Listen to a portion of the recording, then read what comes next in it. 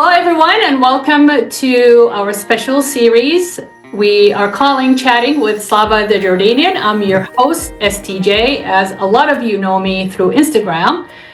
We are here, as you know, through our series to tell our stories.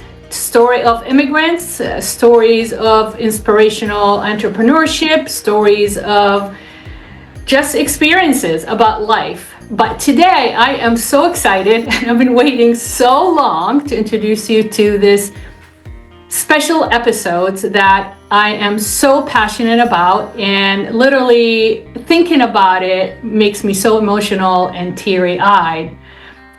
As some of you know, my father is Palestinian. He was a world-renowned writer, and he was a political analyst. And I thought by doing this, I can actually give him, he already passed, unfortunately, may he rest in peace, in 2014. But I don't believe he got the recognition as a brilliant intellect as he deserved when he was alive. So that's part of the inspiration behind these episodes, and we're hoping that it will become a regular permanent series on this platform. But what really ignited the determination and the assertiveness to, okay, this is time for me to do this, is an article that I came across last year. And I need to write some of the notes I wrote down so to make sure that this is concise and this is precise with a lot of facts and a lot of data. Our purpose in these episodes is to present you with the data, present you with the stories, present you with the facts. And we want to leave you, our audience and our listeners, to be your own judge on whether we deserve, as Palestinian intellects, to be acknowledged and recognized or not. So, without further ado, I would like to introduce my beloved co-host, JD Youssef. He is joining us all the way from Alabama. And thank you so much for coming on and being committed every week to record these episodes with us, Youssef. Good morning, and thank you so much, Dr. Slava, for this opportunity. And yeah, let's dig in. I'm ready. Yeah, we've been so ready for a long time, but unfortunately, a lot of different things were taking more precedence and trumped a lot of the some of the events. So the article that I came across, it was titled, to my surprise, which I didn't even know that, is why Palestinians have become known as the world's best educated refugees, according to an article by Anne Irfan, published at Columbia University Press Blog on August 23rd, 2023. I will not lie that when I read and found that, I was doing research for my DPI, and I was doing research about discovering Palestinian intellect, discovering Palestinian entrepreneurs, and Googled some of this stuff, and I came across this article, and I just sobbed. I cried. But as I dug deeper into the research, I collected a lot of data, and it's fascinating. Of course, I related to a lot of the facts they were discussing, and I identified with the some of the values and the beliefs that my dad have taught us about being an intellect, being well-educated, being knowledgeable. And as I mentioned so many times in previous episodes, in my household, it was more important to be right than to be loved. And that was my dad. My dad was a huge researcher. He has a PhD in literature, master's first and a PhD. And he is all about facts. And the lesson that he taught us, in order to protect yourself from being emotional or being emotionally compromised, check your facts and make sure you are knowledgeable of that matter, the situation, the circumstances before you react and respond to others' conduct. So let's dig in. This is one of the facts that came out, but also the report in 2018 from the Palestinian Central Bureau of Statistics found that Palestinians have one of the higher literacy rates in the world. So just alone, these two facts are just mind-boggling, right? How is it possible for a race and a nation and a population that's been suppressed and oppressed for over 70 years with the most limited, minimized resources, be and become the world's best educated refugees, not one of the world best educated refugees. So we are gonna go into the key psychological and sociocultural factors that drive their determination, that drive their passion, and their perseverance, resilience, and strength and faith, of course. So, Youssef, what goes through your mind when you found out this fact? First of all, did you know that this is actually a fact? I heard of this in the past, but I never did my due diligence and actually did research. So thank you for actually coming with the facts. It honestly makes sense just thinking about that. I know, maybe a handful of people that really who don't have that educational background or mindset that come from, our people, but the majority do. And it's, again, based upon circumstances. Education is something that, I'm sure that you can allude to as well. Something that you can't take away from us, right? Because we've had so many armies, people come through our area of the Levant, and they've taken everything. We've changed languages multiple times, and but what's in our head, you can't take away. So I think that's actually a testament to the will of the people, and again, based upon their circumstances. No, I agree with you 100%. And alhamdulillah, your parents are still around. Thank God. My dad has passed, which he was a wealth of knowledge and experience and wisdom and philosophical approach on life.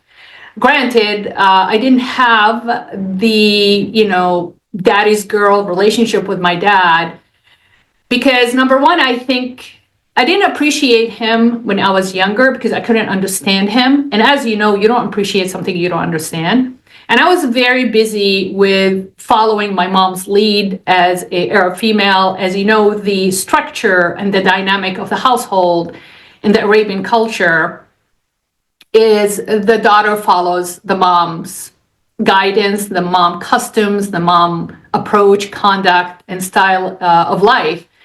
But when I went to dental school, got married, and graduated and owned my business, I found myself, going backwards and tapping into some of the lessons that I fortunately picked up from my dad's wisdom. And the other reason why I didn't have a solid relationship with my dad traveled a lot through his career until he retired and started writing, and then he pursued his master's and PhD in literature. But when that happened, he settled down, he spent more time at home. I was gone for college. So we didn't get the chance to really rekindle, revisit, relive, sit together and say, hey, what happened? Let's, structure a relationship, rebuild that relationship. But the third factor, I think, is because we are so alike. We used to butt head a lot. And I was the righteous one in the household that I couldn't stand any discrimination or exclusivity or with anybody, whether siblings, my mom, the help, my cousins, it doesn't matter. In school, I was the one always stepping forward and says like, hey, what you're doing is wrong and you need to check yourself, basically.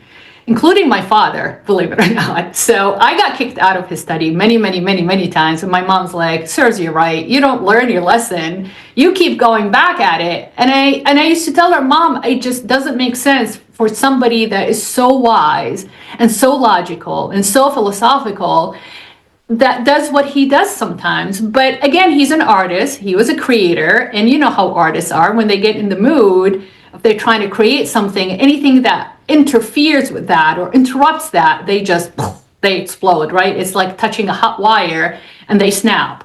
And I didn't like that. I was like, dude, collect yourself, basically. My brother didn't do anything. Just because he ran past you and you were like thinking or writing, you shouldn't just swat him, So those are little things. So I kept my distance because I didn't want him to get the impression that I didn't care about him as a daughter.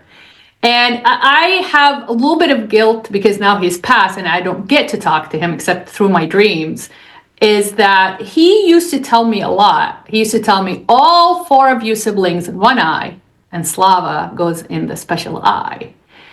And they didn't like to hear that because I used to tell him, "Don't tell me, show me. Dad, you're never there." And he used to explain to me that I worked really hard to provide for you and your siblings and the family. So don't blame me for that. Otherwise, you'll be back in Jordan, just like the rest of your cousins, and you have just, mediocre family. You won't have that privileged family that you have in Saudi.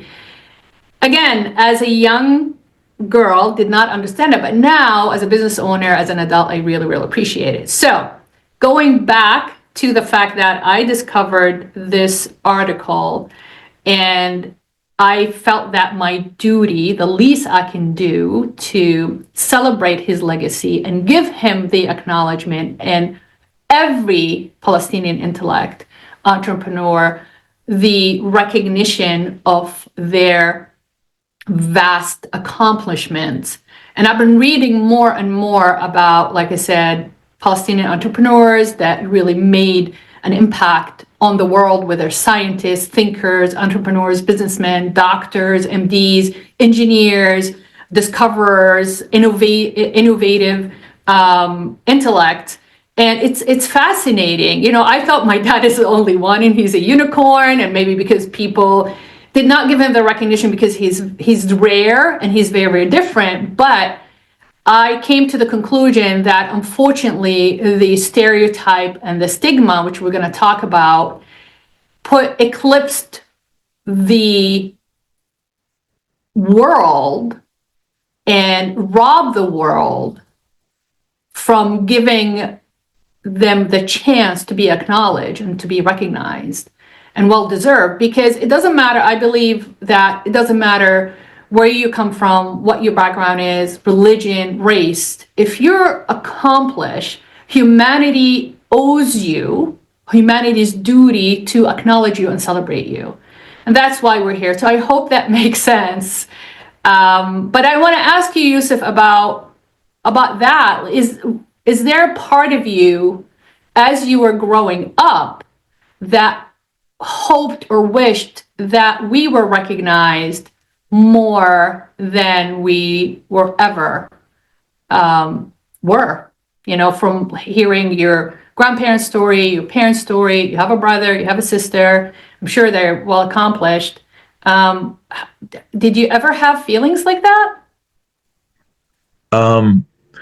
Yes, and I will first say that your father seems like a remarkable individual. Allah yarhamah, God rest his soul, as we say. But yes, these stories, and again, I'm sure you can allude to this as well. We come from a culture of storytelling, right? It's part of our DNA, it's ancestral, and it still carries over till today. So these stories almost kind of rekindle us to back then, and kind of connect us to the realities that our grandparents or great grandparents went through. Even our parents struggled, right? So it's very, very powerful. It's powerful. It's nostalgic. I agree with you 100%. You're very young, still got years ahead of you. And what life the longer you go through life, the more nostalgic you're going to become. And I didn't realize that, nor I expected that, to be honest with you. And, I used to hear stories when you hit middle age, things are different. You look at life a little bit different. You look at people differently.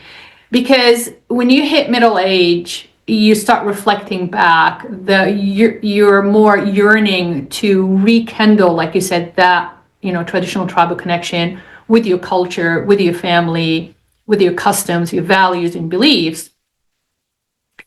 It's almost like it's pilgrimage. You're going back spiritually, emotionally, mentally into your past, and you're trying to pick some of the pieces that you were not even paying attention to while you're going through the hectic life, the speedy life, the buzzing life, achieve, produce, perform, achieve, but yeah, it's fascinating how your mind, because of the strong connection to our culture, and we being the storytelling culture, very nostalgic culture, makes us, when you hit, like I said, middle age, makes us, all of a sudden, we're just going back, tapping into the past and reliving those stories and reliving all these events and reliving those emotions, that warm emotion, sitting with your teta and telling me the story about her neighbor, smoking a cigarette, my grandmother, my dad's mom. And I think my dad, I have to blame him, he got her into smoking. He was a favorite child and the eldest of three, so she listened to him about everything, basically. She trusted him. So, but yeah, it's fascinating, and I can't wait. Hopefully I'll be still around when you hit middle age, and I can't wait to compare notes and say, hey, Dr. Slava, remember when you say this? I'm going through that right now. And it will be really fun. I just can't wait for us to grow up together. So, amazing. Any facts or research data you would like to share with us on that you found independently of us, basically? We do have a shared document, and I do have some facts as well that I would like to share. Let's see. In September 2018, a report from the Palestinian Central Bureau of Statistics found that Palestinians have one of the highest rates of literacy, as you alluded to earlier, but it's not particularly exclusive to the Middle East. It seems that Palestinians all over, as well in the diaspora, are often proficient in at least 2 to 3 languages, and are frequently going to pursue successful careers in engineering, business, or medicine. Again, that speaks to the testament and the will of, our people. You give them rocks and they, build buildings with it. Right. So. Yeah.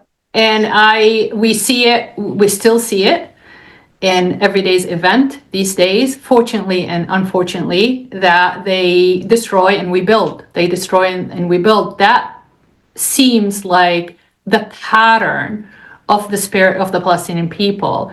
Now, with every race, with every nation, there's the good and bad. I'm not going to go into controversial debate on that. But according to the statistics, that displacement, and we have talked about displacement a lot in the previous episodes, whether you display yourself by design, by choice, or you got to be displaced by default, meaning that you've done nothing wrong.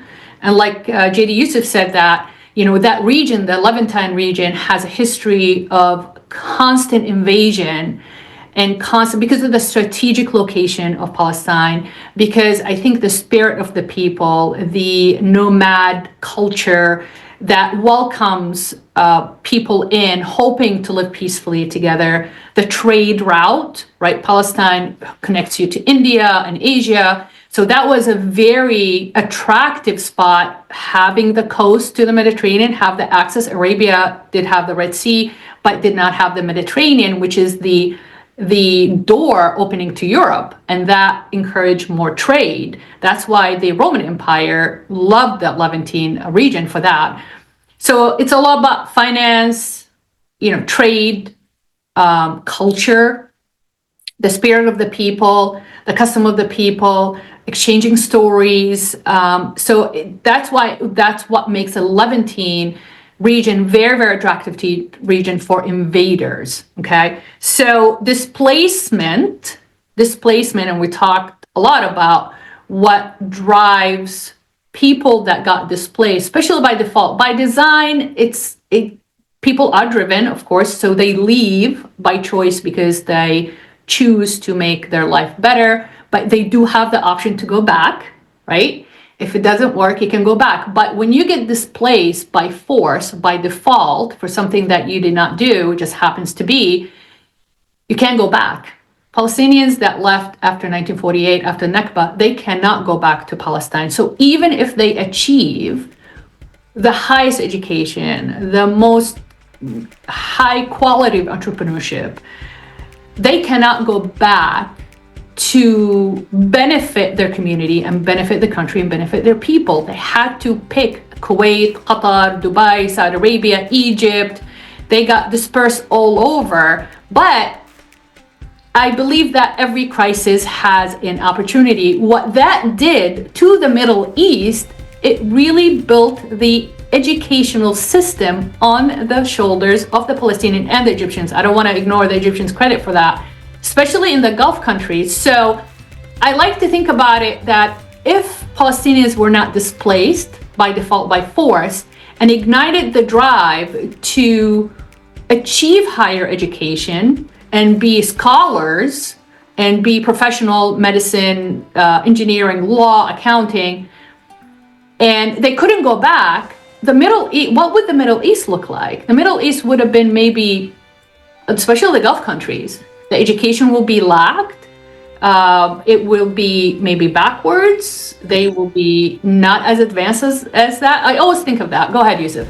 And Dr. Slava, what comes to mind as well when you bring up that point is I remember, when you were growing up in Saudi, all of your professors, you said, were either Egyptian or Palestinian, and also, my history background. I remember during the Saddam Ba'athist era, he apparently tapped all pretty much predominantly majority Palestinian teachers. Again, because they were the most educated, they were the most abundant. They were not in Palestine, right? They're in other places, and so it's almost like we had a hand in building a lot of the Middle East, which is actually very, very beautiful. Yeah, interesting. The world, if you look after the Nakba, the Western world welcomed a lot of Palestinian into their Ivy League universities: Irvine, Berkeley, Harvard, MIT, Cornell, Yale, Oxford, Cambridge. Even the Nordic, the Scandinavians welcomed them to give them that education. But whoever left after the Nakba in 1948, and they did not know they couldn't go back. So when they were done and they wanted to go back to Palestine, they found that they couldn't go back. They had to figure out where the world is gonna need their expertise, and they end up, like I said, in the Gulf. Germany being MDs. Germany took a lot of them. Like I said, Iraq, Syria, Urdun, of course. 50% of Jordan is Palestinians. But it's interesting. I cannot help but think, what if the Nakba did not happen?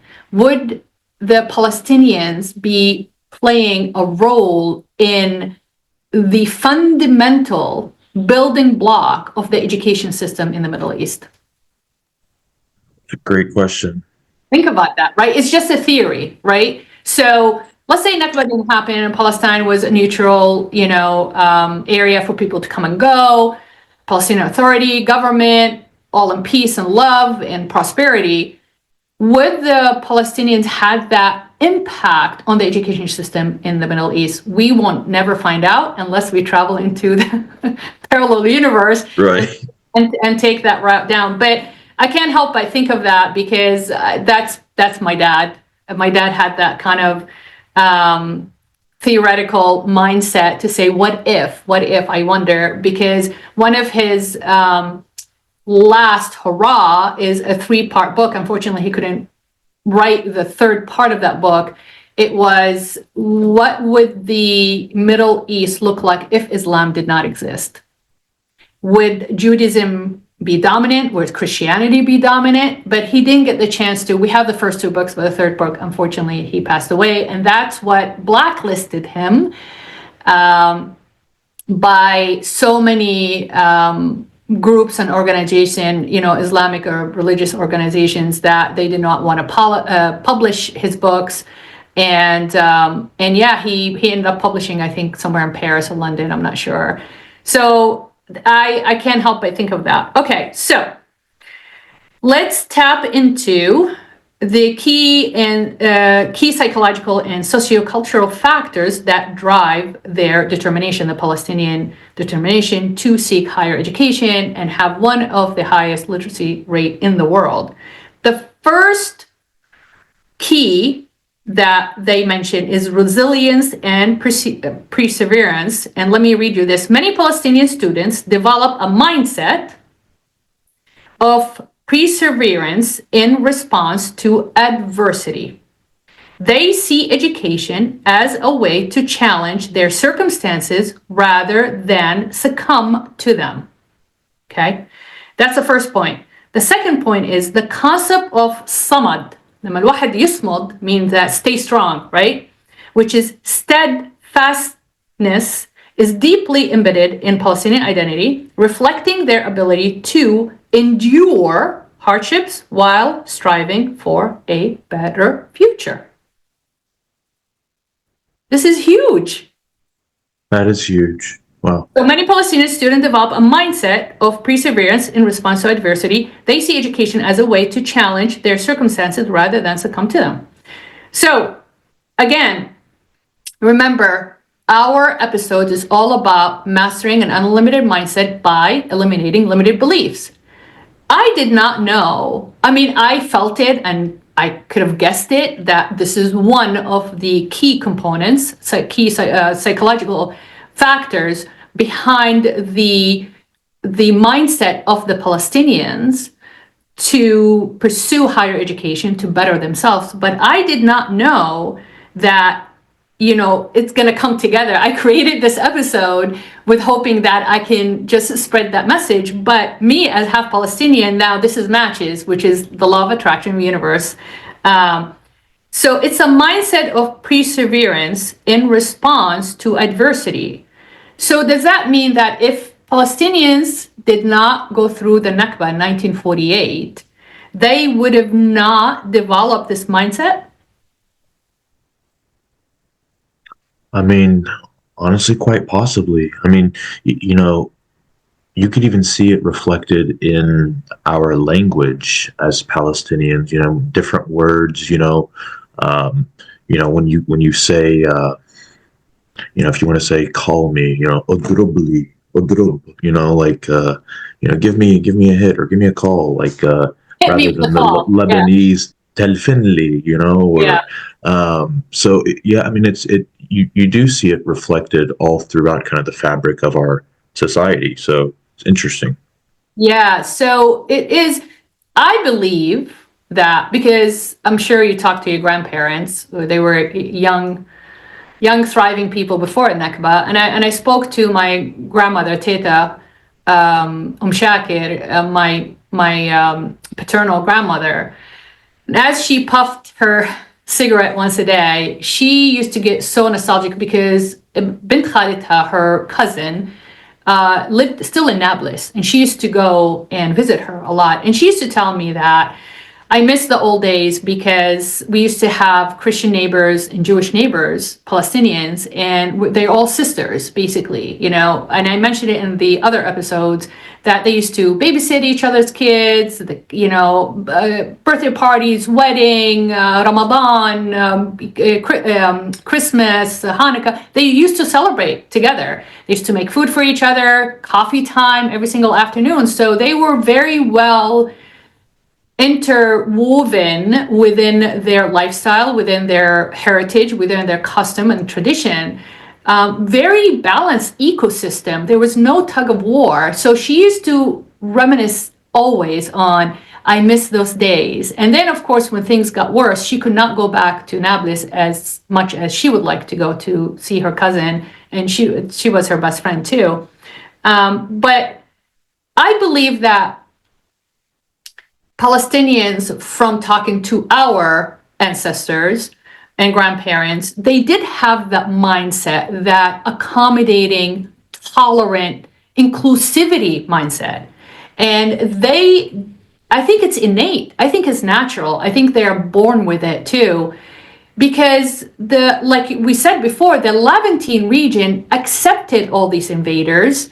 They never pledged war on anybody. They never massacred anybody. They never kicked anybody out. They just took it as is, lived in peace, adapted, and almost like they had this innate high level of multicultural competency. And that's what we talked about as how we pick that up as an immigrant in order for survive.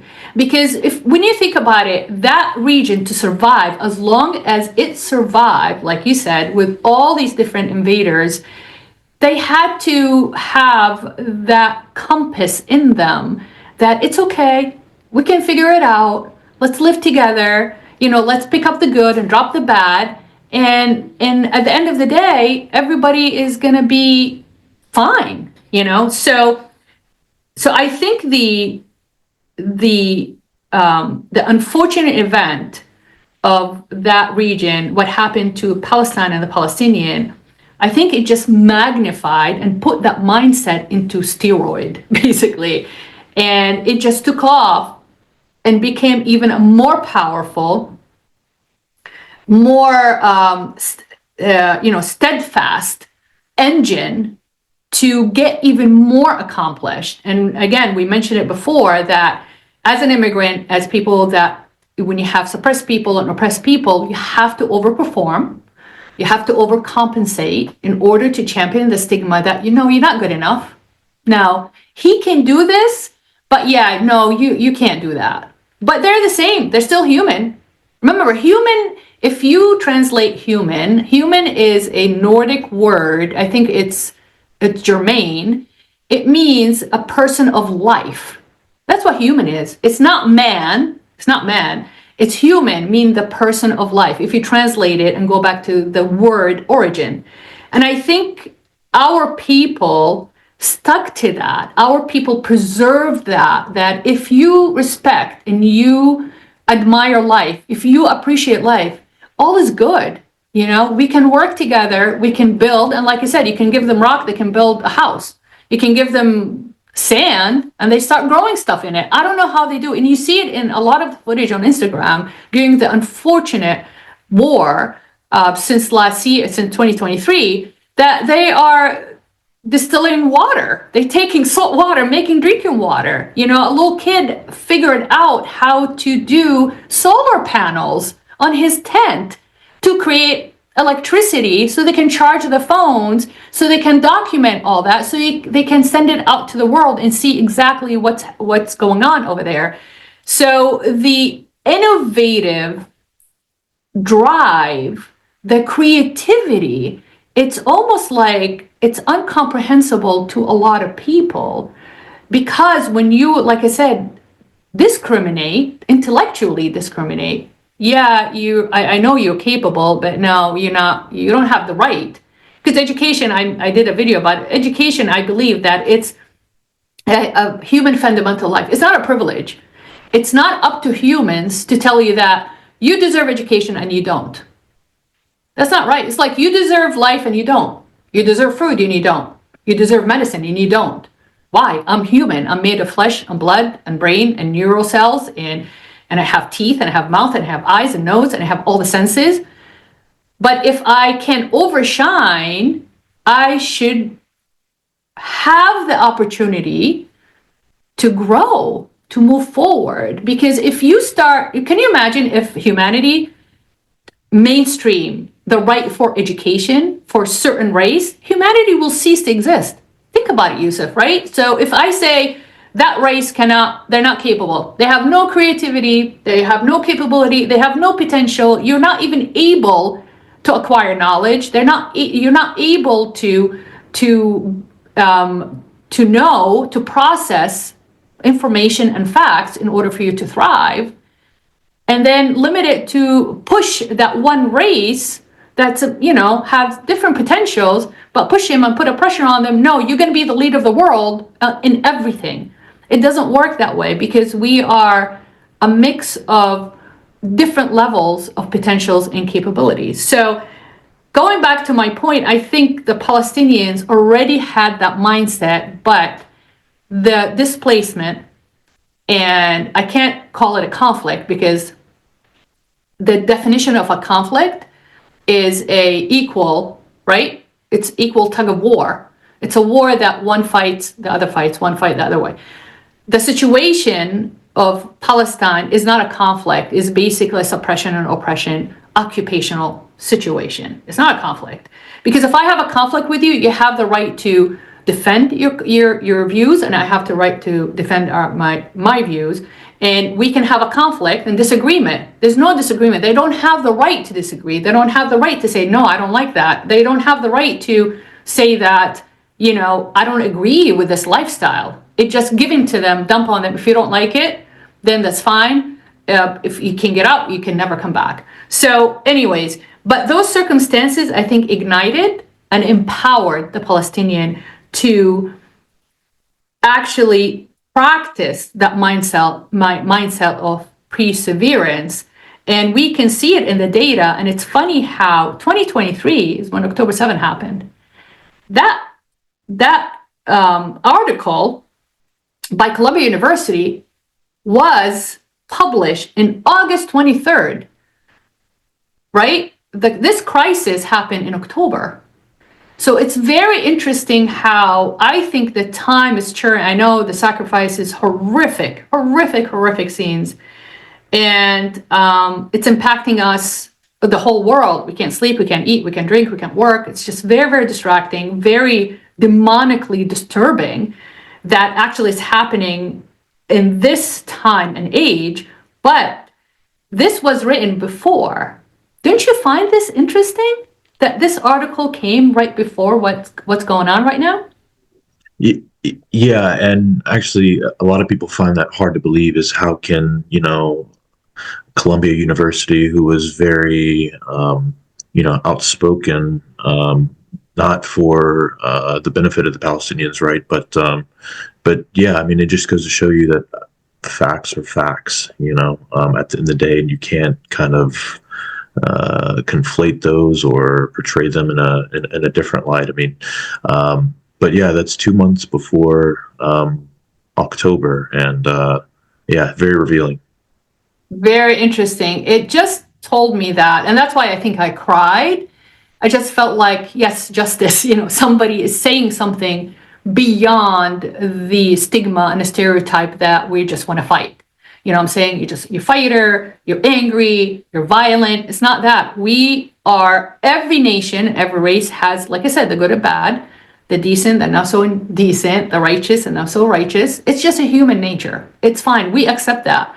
But this puts us in a light that most of us are like that. Most of us are just yearning, and our goal is just to fight just for the sake of fighting. Okay. So they see education as a way to challenge their circumstances rather than succumb to them. Do you agree with that? Can you say that one more time? So Palestinians see education as a way to challenge their circumstances rather than succumb to them. Yeah, I think at the end of the day, it's almost like they're anticipating a roadblock, and that's okay to them. It's not the end of the world.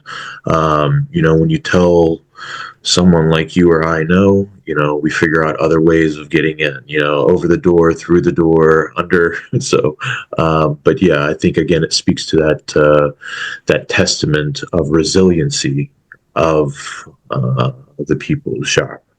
Yes, exactly. It's what we see in Arabic, idam, right? So blood is thicker than water. It's I think the genetic predisposition of these tendencies. I do believe that, because we're wired in a certain way that giving up is not an option. And we talked to Cameron yesterday, failure is not an option. That's what drives you to keep going, try, right? And we have mentioned before, rejection is a redirection, right? When you are rejected, and we get rejected on a daily basis, whether by loved one, by strangers, by our own thoughts even, perception of our conduct, but they have a very strong sense and very strong mental engineering to find another way to get it done. And I've seen it with my dad. My story about my dad in Saudi Arabia. He always found a way to succumb those adversity. It was painful. It was sad. Rejection is sad. I mean, you can't help feel the feeling that you do, but as my healing coach tells me, that you have to feel it to heal it. But those are the lessons we pick up because we are constantly being rejected. No, you're not good enough. No, you're not going to do it. No, you don't have the right to ask for that. It's okay for them, not okay for us. Because we live in that, there's a grid, right? A belief system that was created that we are not good enough. We're not valued enough to excel and to grow.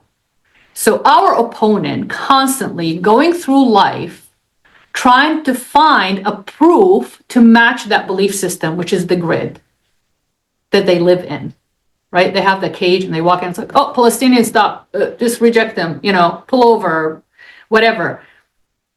So there is a belief system. What we're trying to do in these episodes to change that mindset, to change that belief to the public, to the world globally, that we are more than tent living refugees. We are Palestinian intellect, and we are capable, and we have the facts, and we have the proof that many of us through history, and many of us today, as we speak, are going through the process of bettering themselves, seeking higher education. Give you an example. I'm not trying to.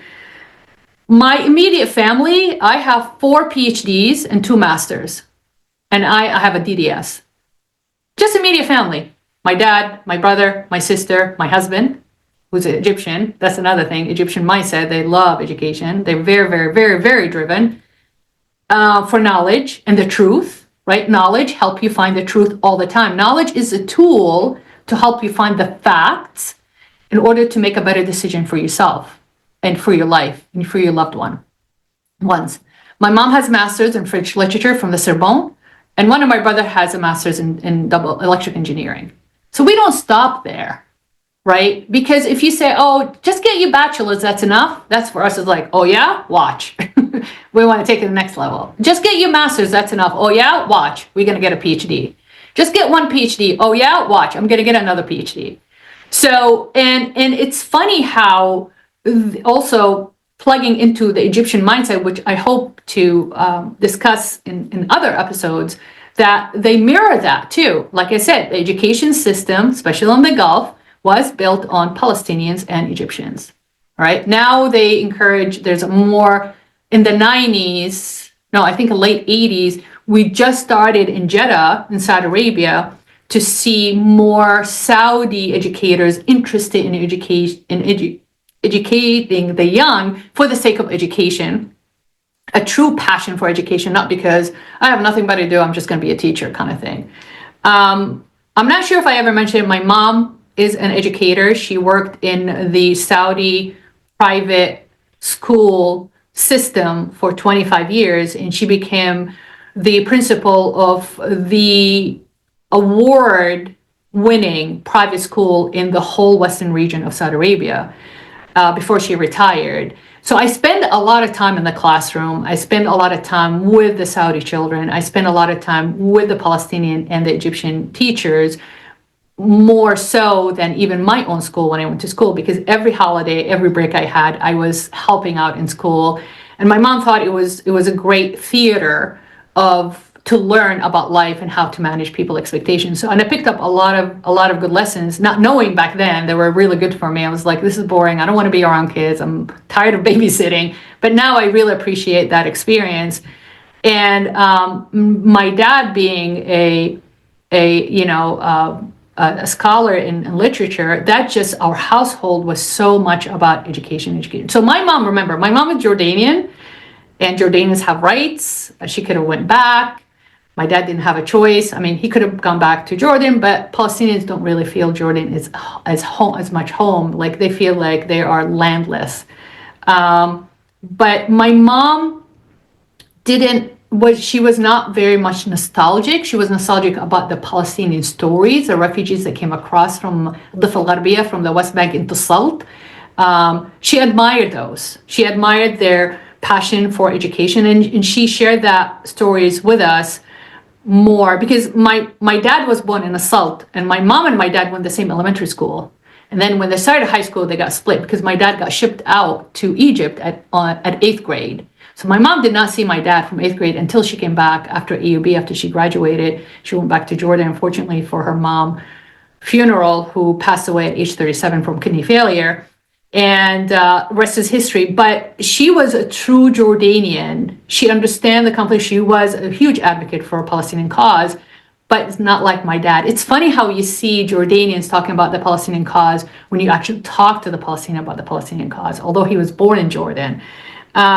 But yes, I do see that education is a way of challenge their circumstances rather than succumb to them, because I wrote a story about one of the Palestinian refugees that came across the border. His name is Zaid, that ended up being, I don't know, member of parliament in Jordan, and he got a PhD in law, and he was very, very, very, very successul. And as a politician in Jordan, as Palestinian politician in Jordan, he had a huge impact on the judicial system of Jordan. So the concept of samad, steadfastness, is deeply embedded in Palestinian identity, reflecting their ability to endure hardship while striving for a better future. Do you agree with that? Did you see that with your parents and your grandparents, Youssef? Yeah. Just listening to, their stories, my grandparents' stories, for example, you're hearing them and it's like, man, I mean, did you not get depressed? Or, and it's just whatever bad may have happened, it was just part of the journey, but it didn't define them, right? So, and also I saw that same mentality when they came over to the States, coming to a new world that they did not quite understand yet fully. And so, yeah, I think it's very, very interesting and telling. But did you pluck anything out of those stories that you feel impacted your life right now as an American Palestinian Lebanese? So for me, it defines me in a number of ways, but the most impact that I get from it is, no matter what I'm currently dealing with or going through, there is a light at the end of the tunnel. Just based upon, the stories of my ancestors, right? There is, what's written for you is meant for you. So I think that's where it ultimately goes. And do you see you have two siblings, right? Do you see that Correct. right across all three children? Do you see that impact in their life, or one of you that didn't really matter, and some of you more passionate about those tools and use those stories to achieve what you guys trying to achieve? Yeah, so I think it's interesting. So with our household, we were kind of trained to learn the culture, learn the language. So it resonated with us a little more, and also kind of helped us figure out what we wanted at the end of the day. Just knowing what our relatives and ancestors have been through, but also that this is not our final home. Our current geographic location, disposition. We're almost citizens of the world, going back to full circle. I think one fact that I'll verify is I think we've had 50 different standing armies come through the Levant and Jerusalem specifically. So you can imagine that we're taking everything, and so we almost know how to conduct ourselves, amongst different people and different circumstances. So. Yeah, that's what we called in the previous episode the multicultural competency and multicultural adaptability. And it's huge. It's an advantage that our people have. I think Egyptians have too. And I think all the Levantine region and North Africa and Africa too. But I think any ancient civilization that's been around for long enough to pick up a lot of those skills and tools and pass it on to the next generation. So, Youssef, any final thought? Unfortunately, we're coming to the end of the episode. Any final thoughts for us? The final thoughts would be this was a great conversation, and I think it opens us up to a lot of different sub-topics and sub-conversations based upon this. So I think this was amazing. You mentioned Cameron. I want to see if we can kind of get some other people on who can kind of give their stories. But I think that'd be amazing. Yeah, I promise you guys, I don't want you guys to be bored of seeing me and JD Youssef. Our future plan is to have many figures and guests to come on, especially immigrant Palestinian, American Palestinians, and any Arab would like to come on to tell their story and share their experience in order for you guys to uncover and discover their lessons and tools, how they survive and thrive as an entrepreneur, as a coach, as a mentor, as a businessman or educator. So we can't wait to have some of those guests over and on our episodes. But unfortunately, we reach the end of our hour, and thank you so much for listening. Please like and share. Remember that those episodes are available for you to listen and watch whenever you want, wherever you are, on YouTube, Spotify, and Apple Podcasts. And if you enjoy this, please let us know in the comments. Send us any questions if you would like to discuss any topic that we already discussed. Yes. Details and more in depth. Please, like I said, leave your thoughts and your ideas in the comments below. And remember, this can't happen without your support. And please, please, please, like I said, do not stop telling your stories for the sake of humanity. So I hope you enjoy this and hope we guys see you next time. Bye. Thank you, Youssef. I really appreciate your time. Thank you. Bye. Bye.